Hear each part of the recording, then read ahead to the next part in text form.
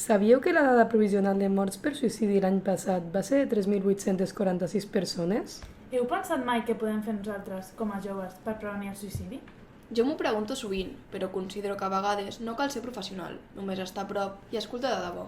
Exacte, no cal específicament donar solucions teòriques, només fer que la persona senti que no està sola. Pel mateix motiu, una conversa pot fer molt.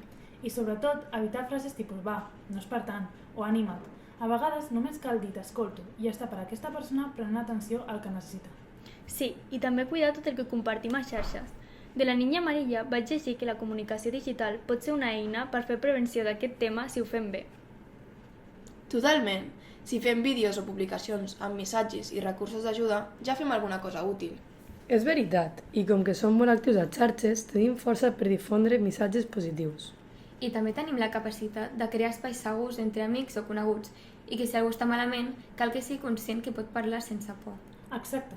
I si veiem que la cosa és greu, animar-lo a buscar ajuda professional o trucar al 024.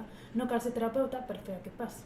A vegades sembla poca cosa, però escoltar, estar present i parlar obertament del tema és molt poderós i pot canviar moltíssim la situació. En el fons, és això, cuidar-nos entre nosaltres. Fer xarxa, trencar el silenci i parlar sense tabús. Sí, perquè parlar salva vides. Tota la raó, Emma. Doncs fins aquí. Moltes gràcies per haver-nos escoltat.